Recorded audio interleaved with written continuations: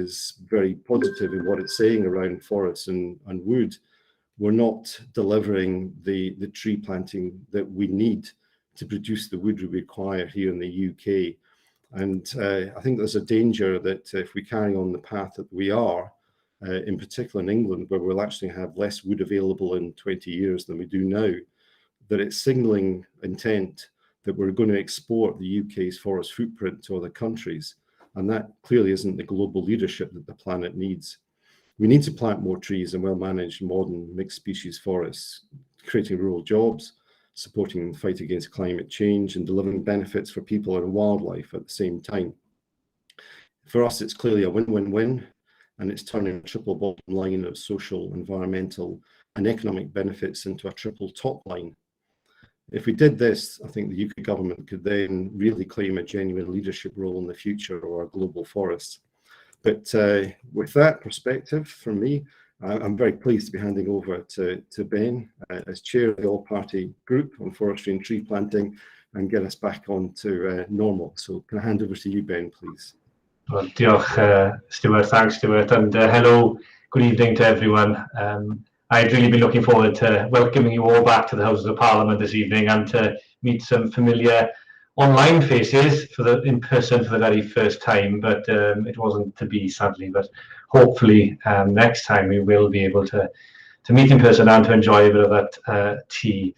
But for now, can I just reiterate what Stuart just said, that more tree planting and supported by excellent forestry practice and the increased use of wood are both crucial in the contribution of the sector to addressing the climate crisis. And as world leaders debate at COP26, Confor and other industry groups will continue to make the case for increased planting of modern mixed species forests, which deliver multiple benefits for our environment, our economy, and of course to our society. Now, trees can help address the climate crisis by soaking up carbon as they grow, of course, and then storing carbon in wood products. And by using more wood in areas like construction, we also substitute energy-intensive materials like steel and concrete. Now, these messages and more are included in the COP26 Wood Manifesto called Growing a Low Carbon Future, Time for Timber. And it's a collaboration between the European wood industries and their colleagues in Canada, the US, New Zealand and Australia. And it's great to see this global collaboration, but as Stuart said, it shines a light on what we do here in the UK. At just about every online meeting, we've stressed the fact that the UK is, quite shockingly, the world's second largest net importer of wood products after China. We still import around 80% of the wood that we use. And as record rises in the price of imported timber has shown recently, we've made a long-term decision to grow more of our own. Now, we cannot carry on relying on importing wood, as rising global demand means this will inevitably increase pressure on what are already fragile faraway forests. The UK cannot continue to export its forest footprint in this way. Now, modern forests can also deliver biodiversity. And when DEFRA officials visited Balcombe in Surrey a couple of months ago, I know they were very impressed by the strong focus on wildlife and on public access, as well as wood production. And one of our online APPG events discussed a 2020 report by Confor, which looked at the relationship between biodiversity and wood production and pulled together a range of positive evidence stressing that the two can go together. So my two key messages today are that modern forestry is not about an either-or choice, and the UK must take more responsibility for producing its own wood. Now, one part of the UK rising to that challenge is Scotland, and hopefully we'll hear more about that later on from my colleague Deidre MP, who's Vice Chair of this group and a Scottish National Party Member of Parliament. We'll also hear from Sir William Worsley, Chair of the Forestry Commission, who talk about the Commission's tree planting plans, and Caroline Ayre from Confor. But first, we'll hear from Neil Parish MP about the EFRA Committee inquiry into tree planting. So if I can hand over to you, Neil. Yeah, I've unmuted myself now, so thank you, Ben, very much. And it's great to see such a distinguished panel of guests this afternoon to the APPG. So I just wanted to really tell you a little bit about what the EFRA Select Committee is doing, because most of you know I chair that and I'm very interested in how we deliver sort of tree planting into the future, so that we don't only, it's not a case really of just planting trees, it's making sure that as we plant the trees, not only do we grow the right timber for the future, but we also help with stop soil erosion, help to stop flooding, and also to find the right land to plant the trees on. And I sometimes get concerned, because I mean, naturally as a select committee chair, I can afford to be quite independent, and I get rather concerned sometimes when the political parties spend all their time sort of just upping the number of trees they're going to grow,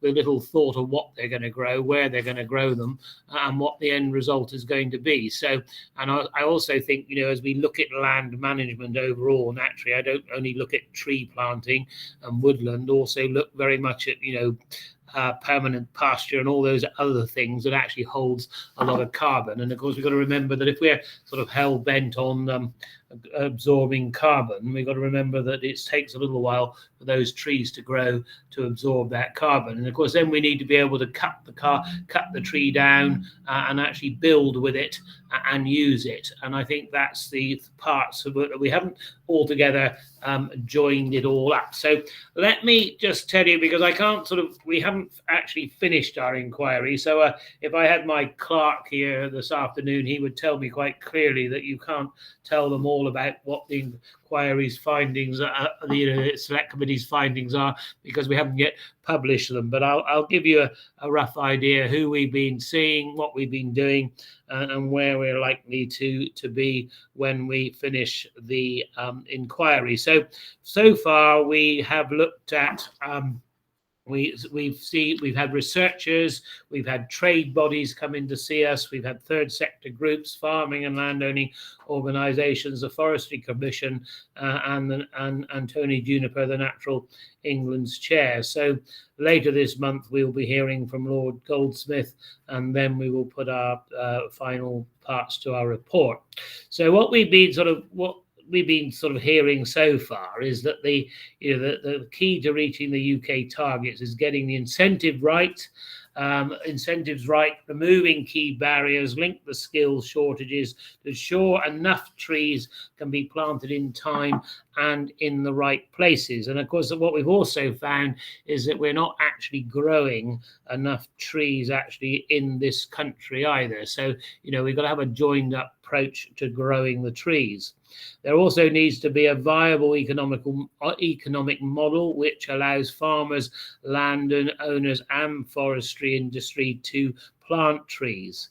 And like I said, we've also heard concerns about lower subsidies for tree planting compared to farming, and about a lack of detail in how it will support under the government's, how it will get support under the new environmental land management scheme.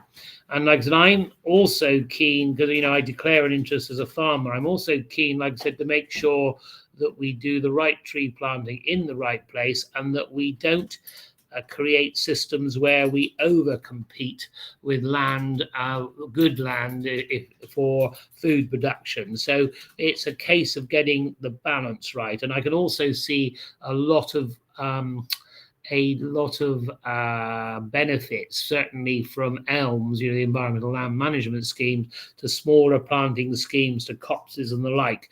Doesn't always produce perhaps the timber the industry needs, but it will be good then for public access, for all of these things that also, you know, our forests near cities, our woodland. We've had the Woodland Trust in to give us evidence, all of these people, to try and see where we can have our commercial forest growing, we can have our, what I would say, semi-commercial growing in and around the farms, which will also stop soil erosion and help hold back water. But we will also need to, like I said, look very seriously at the type of forest we plant in the future. Are we going to be able to have enough access for the public? Are we going to be able to grow the right type of tree. We've also, in the past, we with larch catching disease, all sorts of things that have happened, especially in the West Country and Wales. We must make sure that to as far as we are able, that we have trees, we grow trees that are resistant to disease. We had the experience of ash dieback, which we largely believe was contributed by, seed going out to Holland, being grown, and then coming back with ash dieback. And so, again, we must make sure as we plant the trees as far as possible that we can grow as many as possible in this country and make sure that our trees are disease free when they are planted.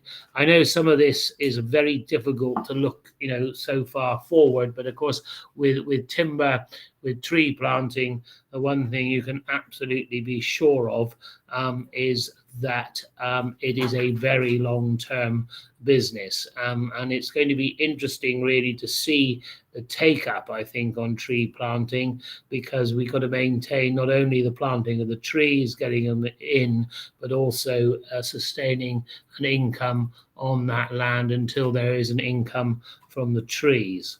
We've also looked at using more UK homegrown timber in the economy and construction, and of course, again, that can help with net zero. And finally, in the debate around new tree planting, we mustn't forget the contribution of existing woodlands makes to climate and nature objectives. You see, I have to admit for my sins, which you don't very often hear in Westminster, that I did spend 10 years in the European Parliament. And so, I have to sort of, make sure that I lay down and let everybody drive over me for making that comment. But seriously, what I did see across Europe was, especially in Austria and Germany, Bavaria, and many of those countries, that they actually manage their forests and use them to much greater degree than we do. And I think, there's a whole resource there at the moment from woodland. You see many, woodlands up for sale, don't you? And it seems to be a sort of way of people buying a little woodland and they enjoy that. That's great. But I don't think there's little management done on that land as far as I can see. And so again, I think, both from a conservation point of view on that land, but also from an economic point of view. So I think, we are going in the right direction. I think we have much to do. And I'm sure when Deidre Brock comes along, she'll tell you what a good job Scotland are doing. Dare I be so bold as to say perhaps Scotland sometimes has the land a little more suitable to tree planting than parts of England. But that doesn't mean to say that England can't do substantially better than we're doing at the moment. So I think I'd probably let out most cats out of the bag as to what's in the report, Ben. But like I said, very happy to sort of leave it there, bring other speakers in. If you want to ask me a few questions in the minute or now, more than happy to do so, whichever way you intend to deal with it. Thank you very much. Thank you very much, Neil, for that overview. And if we may, we'll return to some questions perhaps at the end. That's all right. Thank you, Neil.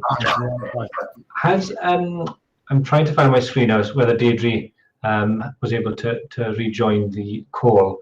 And if so, Deidre, can I invite you to say a few words about the situation up in Scotland? Absolutely, will do. Thanks, Ben. Can you hear me? Yes, we can hear you. Sorry. Oh, you can. Good. Yes, I'm just clicking to another screen briefly, so I just want to make sure that I'm not talking to myself. Right. Yes, Neil. Yes, we will be talking. I will certainly be talking a little bit about Scotland and what we're doing up north, because there are things to be proud of, I think, in what we're doing. And I think things where we can all learn from each other on the progress that we're making. It's of course really fitting that we're having this meeting today, because we've had the declaration today about the COP26 Glasgow Declaration of Forests and Land Use, which is calling for collective action from the world's countries to reverse forest loss and degradation and land degradation by 2030. alongside sustainable development, increased financial support and inclusive rural partnerships. And protecting Scotland's natural environment is a key priority for the Scottish Government, and our government recognises very much that tree planting is a huge part of the global solution to climate change and nature loss. So the declaration is welcome news as an indication of an increased recognition amongst other countries of the world of the important part that nature-based solutions such as this can play in the climate emergency. But I am pleased to say, and proud actually, I have to say, Neil, that Scotland really has been punching above its weight in tree plantings amongst the 4 nations of the UK for some years now. And while, yes, of course, there's much more to be done, I think it's worth reflecting on where we are now, what lies behind what we've achieved so far, and what our ambitions are for the future. So by the early 20th century, forest cover in Scotland, as well as in the rest of the UK, was reduced to around 5% by many years of housing needs, shipbuilding, agricultural needs, and so on. And that chronic lack of trees and timber was seen as a major strategic problem. And so the Forestry Act of 1919 was introduced to address that issue. And as a result, most of the subsequent plantings in Scotland were species designed to maximise timber production, and that would, of course, do well in Scottish growing conditions. However, as our understanding of the environment and of these new forests developed, so did the practices of modern Scottish forestry. And we saw that the industrial, intensive, single-purpose forestry of the 60s, 70s and 80s could not continue, and that a change of focus and of approach were required. So that also drew in part on the international initiatives that stemmed from the first Earth Summit at Rio de Janeiro. Close working relationships among government, the forestry sector and environmental and community groups have developed, and they've resulted in a really strong consensus around the need to promote and follow internationally recognised principles of sustainable forestry management. And those are the principles upon which Scotland's modern forestry legislation, practice and related policies are based. So Scotland's forests and woodlands now cover about 1.45 million hectares, which is 19% of the country's land area. And those forests are home to 172 protected species, amongst many others. They generate an estimated £1 billion to the economy each year, and they support 25,000 jobs. We currently plant over 80% of the UK's new tree plantings, and the Scottish Government recently announced their intention of increasing the yearly targets from 12,000 hectares to, by 2024-25, 18,000 hectares of new woodland each year, the equivalent of 36 million trees. And they are ambitious targets, but they are seen as vital to Scotland's plans for tackling climate change and nature loss. And we do have a long-term vision. In fact, we have a 50-year vision for forestry in Scotland, and we envisage that in 2070, Scotland will have more forests and woodlands sustainably managed and better integrated with other land uses. And the trees need to be planted in the right places, as Neil has already pointed out, of course, to gain the maximum benefit in soaking up emissions. So there'll be no more plantings on peat bogs, for example. And our hope very much is that that will provide boosts for not just the environment and our economy, but also for the quality of life for people in Scotland. And I know that ministers have now extended an open invitation to the world and its leaders at COP in Glasgow right now to share what we have learned so that other nations can also grow, manage and protect their own forests and woodlands more sustainably. And that offer naturally extends to other nations of the UK too. I think one of the big reasons for Scottish success in new tree plantings, though, is through that very close partnership working between government, civil service, enthusiastic buy-in from forest industries and woodland owners, both large and small. And I'll point to the very stretching planting targets that Confor, for example, has set itself under the leadership of Stuart Goodall. And I know the Scottish Government really values the partnership that they have with Confor and the achievements that they've managed. But also with environmental and community groups. So we're really starting to see growth in the concept of community woodlands. and the Scottish Government has funded a community fund which groups can apply to for their forest-related plans, for example. And we're also, of course, seeing much increased interest in the concept of rewilding, which can also tie into these plans naturally.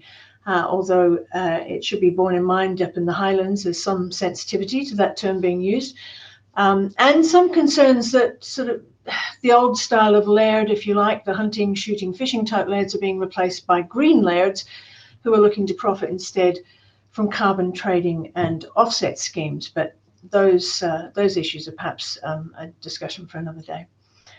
But it obviously also requires really genuine and sustained commitment, financial support and long-term planning from government. And that is what we've had from the Scottish Government and ministers over some years now.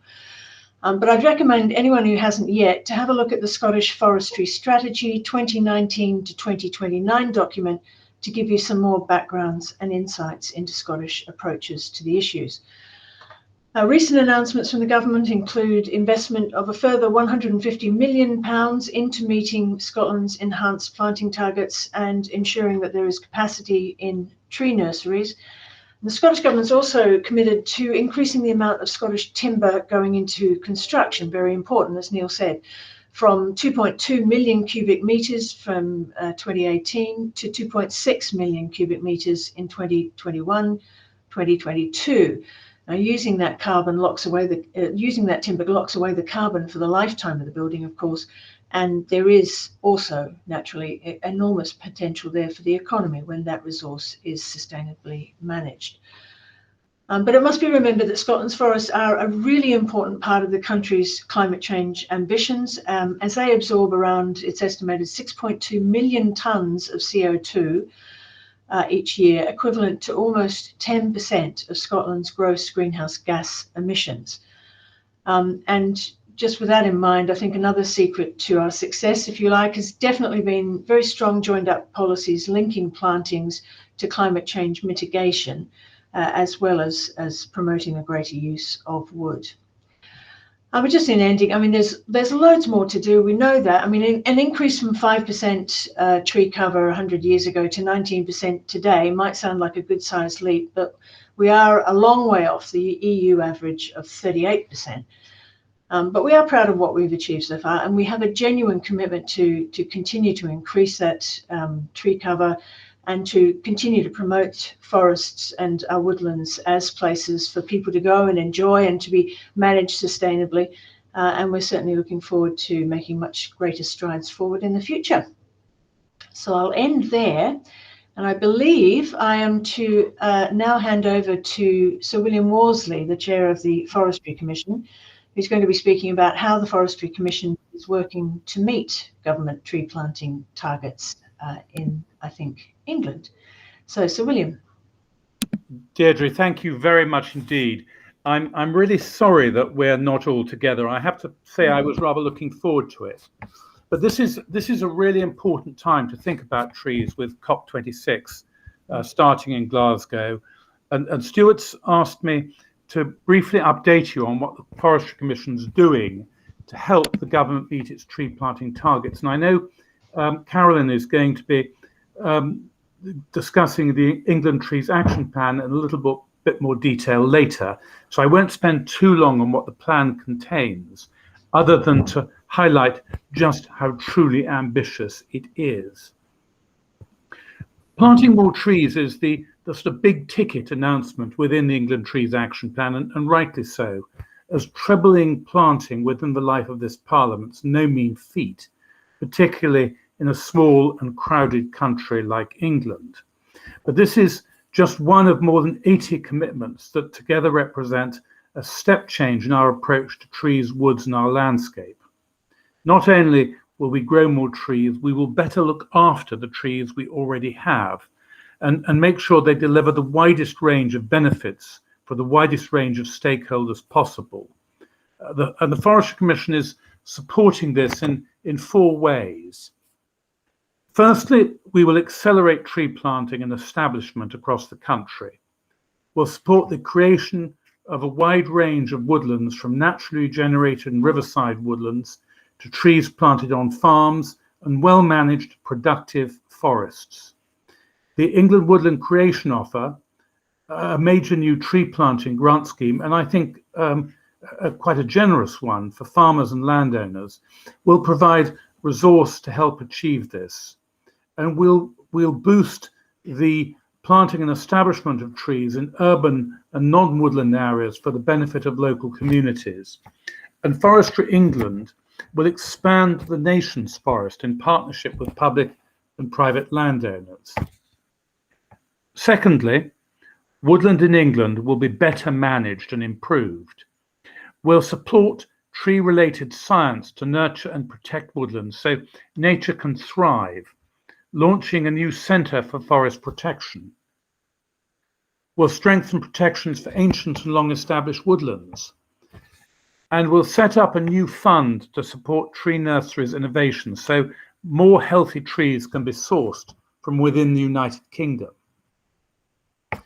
Thirdly, we'll grow the green economy and create green jobs across the country. A new fund to help apply private green finance to boosting tree planting rates and private investment in forestry will be set up, and will work with the sector to help level up rural areas and create thousands of new green jobs. And last, but by no means least, we want the public to have more opportunities to access woodlands. So we will support the creation of at least 3 new community forests, providing better public access to woodlands where they're needed most.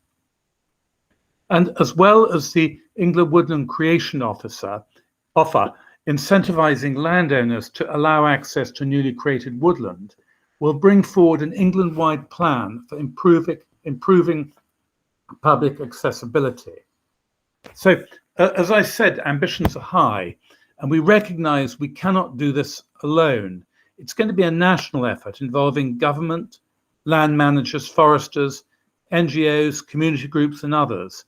And we all need to play our part to restore nature. But if we can all pull together, we can achieve everything we want. We can plant more trees to help offset our carbon footprint. We can increase habitats to improve biodiversity. We can plant a balanced mix of trees that reflect our desire to improve native stock, while creating productive forests that can reduce our over-reliance on imported timber. And we can create new green jobs and improve public access to the nation's forests, playing our part in improving well-being through better connecting people with nature. Even though the England Trees Action Plan was only launched in May, progress so far has been very encouraging, and to date we've had nearly 250 applications under the scheme since it opened in June. We've also been engaging with stakeholders to make sure the right support is being provided. Alongside Lord Goldsmith, I've chaired or co-chaired roundtables with land agents and the nursery sector to get their feedback on what more we can do to help them and to help us in our efforts. And we've been ensuring that the England Woodland Creation Offer aligns well with the Environmental Land Management Scheme to remove barriers that might be preventing people from planting. So to conclude then, we've a lot to do, and that is an understatement. But we've started strongly, and I'm optimistic for the future.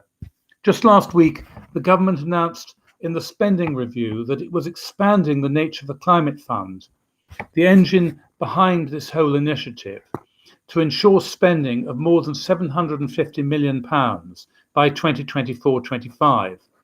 So its clear political support for this endeavour has never been stronger.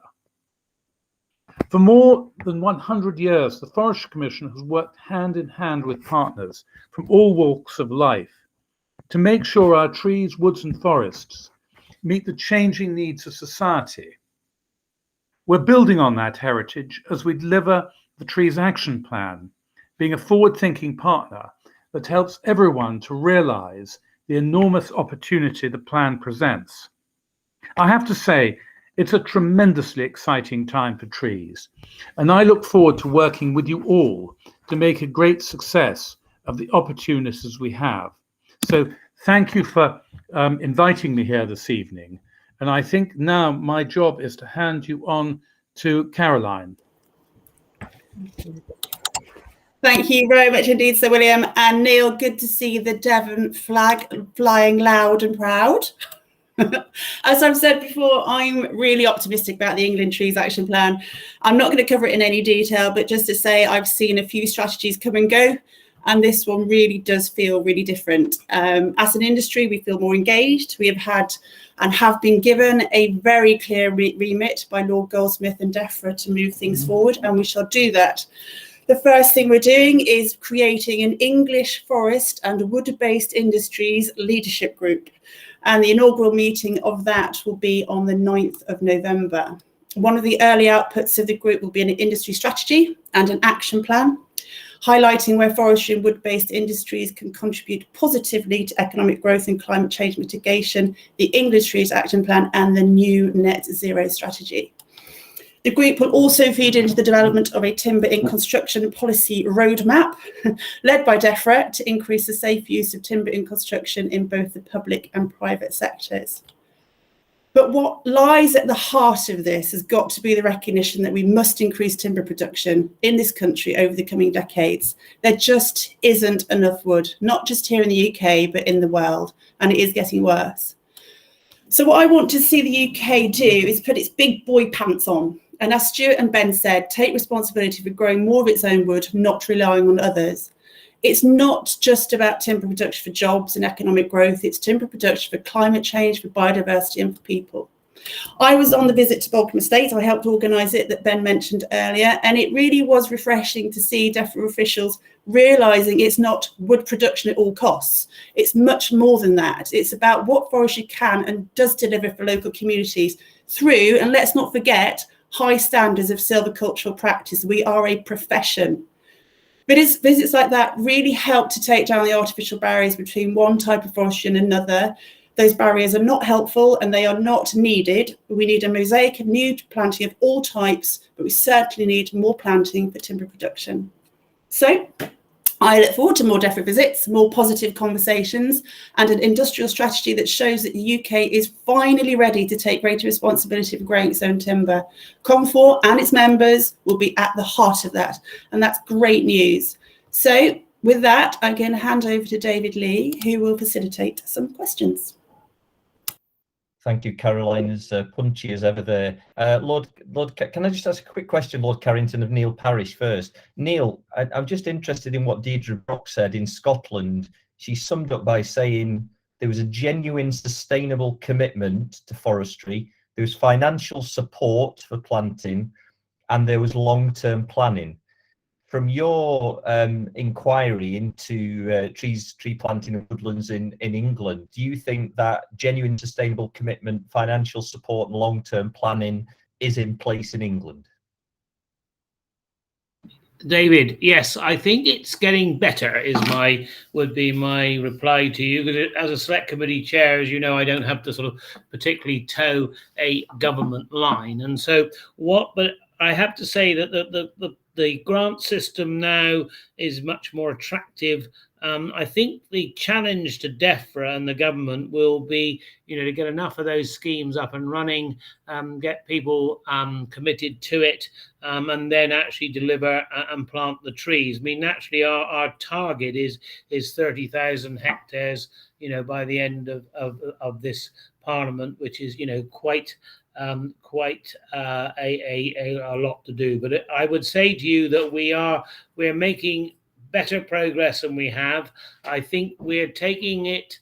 I think tree planting and forestry has always been sort of classed a little bit of a sort of Cinderella type, as far as DEFRA is concerned, may I be so bold. And so I think what we now see is much better joined up thinking. I think the challenge for DEFRA will be, through the Forestry Commission and others, will be to try and make sure we add the commercial element in. I think, we will target woodlands, we will target public access, we'll do all the great things, hopefully, for the environment, but we've also got to remember that the tree is also a crop. We need to grow, again, like the right trees, right crops, get them harvested, and work out the long-term strategy as well as the short-term strategy of getting as many trees planted as possible. So that's where I think we need a little bit more sort of long-term planning. But I would say to you, it is, we are going in the right direction. Okay, thank you. Lord Carrington, do you want to come in? Thank you so much, and what interesting presentations, and what optimistic messages I've been hearing. Can I somewhat cast a spanner in the works? My question is probably directed more to Neil Parish than anybody else, and that is that we have enormous numbers of competing uses for land. I mean, trees are incredibly important. Farming is incredibly important. I go on. We have also a planning bill coming up in the not too distant future. And I'd be very interested in hearing what the views of EFRA are on a land use framework, because I think we really desperately need a land use framework so that all these various competing uses of land can be taken into account. Yes, Lord Carrington, I couldn't agree with you more. I mean, as so far we haven't actually had that put forward by the government, but I would like to see that happen, because you're right. You know, there is pressure on land for building houses. There's also pressure for energy, isn't there? There's pressure, let alone tree planting. And of course, you know, we sometimes, I think, forget that we need really good quality food production, and we produce great food in this country. And it's how we balance all this into the future. And I think we're asking sometimes our land and our farmers and our landowners and those working across the industry, the broad industry of agriculture and food and forestry, we don't join it up together. And I think that's something that EFRA would be very interested in. And you may have given me an idea perhaps of a sort of future inquiry too, if the government doesn't come up with it, because I've been saying now, very much similar to what you are saying yourself, is that we are asking all this of our land.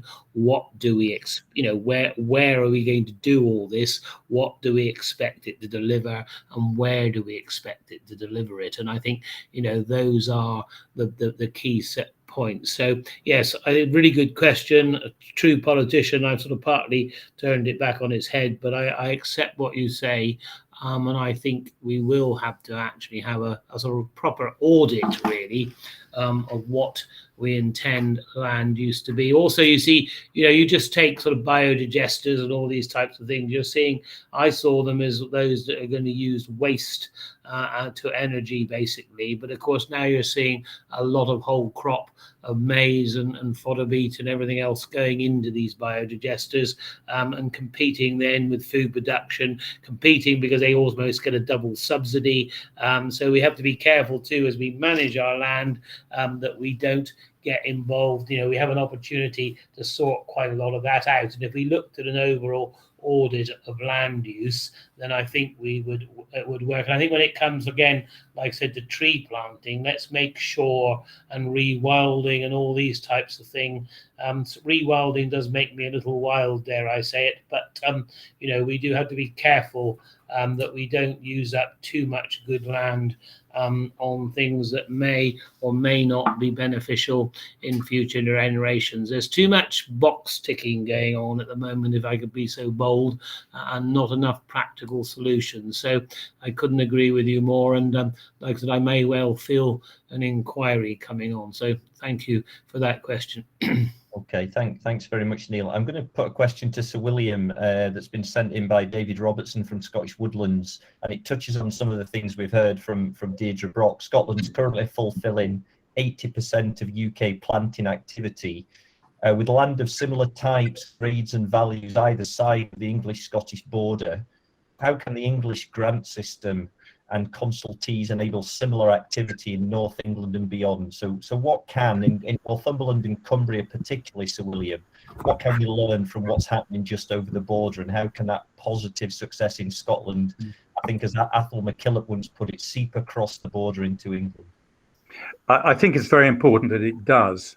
I think there's some great work being done in Scotland in tree planting at the moment. And there are significant opportunities in Northern England. I'm going to add Durham, North Yorkshire into that as well. As a Yorkshireman, of course, I would.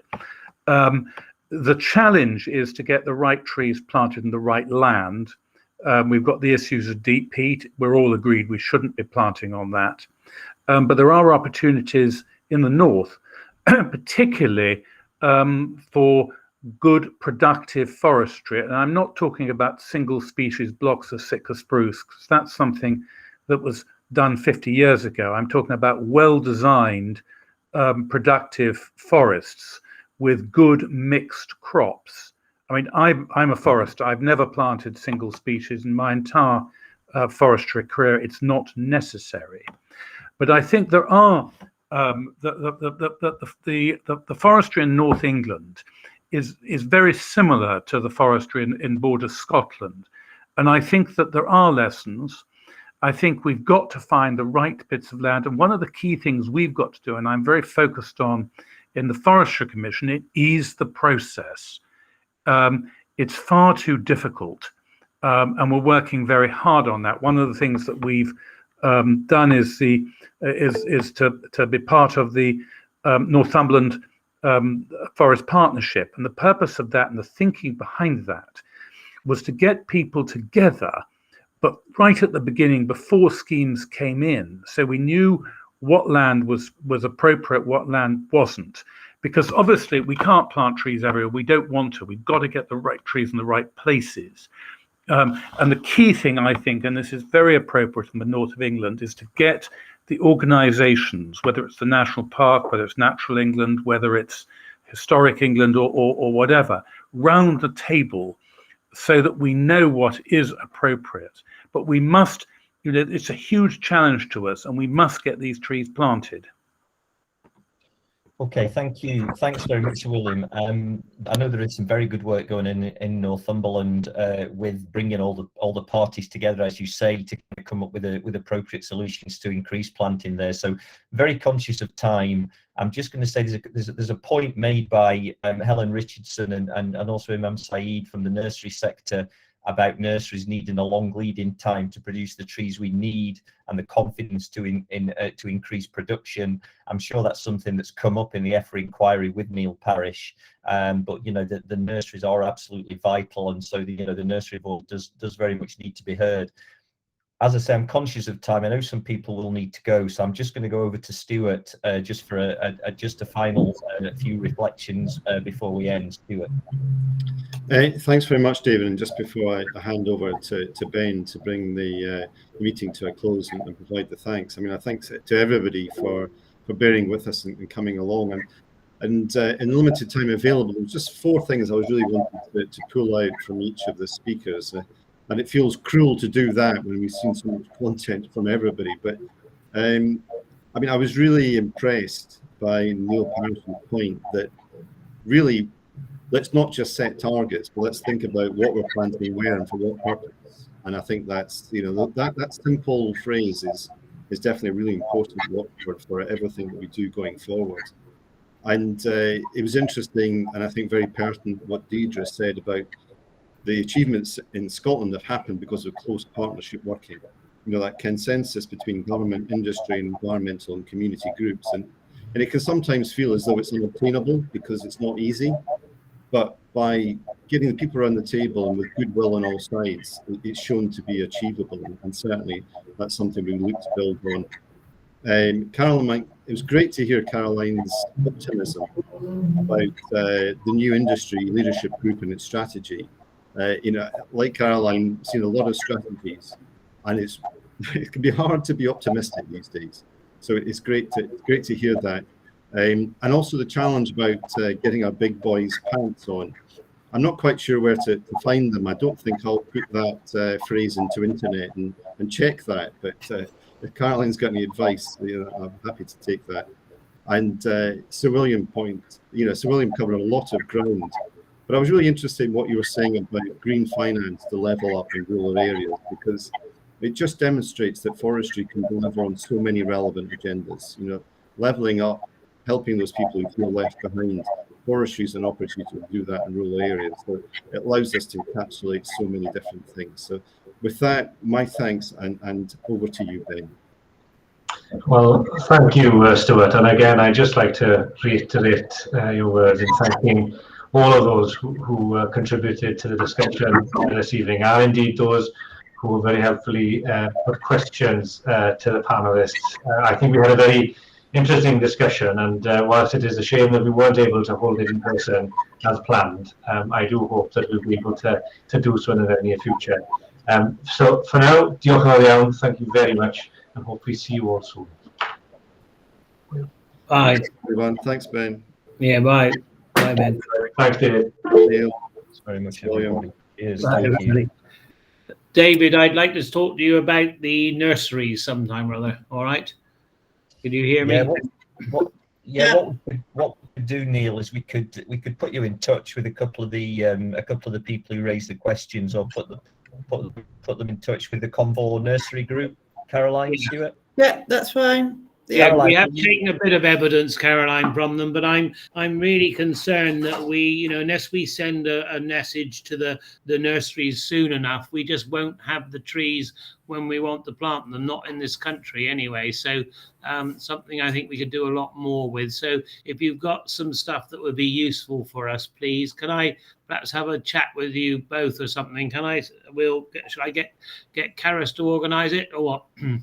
Neil, I mean, I'm in your constituency anyway, so probably just down the road. So we could, Right. if we could meet up at some point, that would be useful. I'm at Tiverton, so. Yeah, why don't we meet up in Tiverton Hotel or something? All right. So, yeah, we'll sort something. Okay, all right, let's do that, because I'm really mindful that we've got to do a lot more than we're doing at the moment. All right, okay.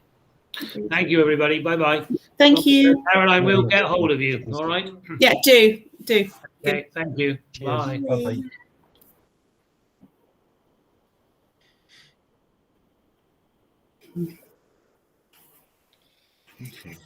Thanks very much. So we've got just trying to see.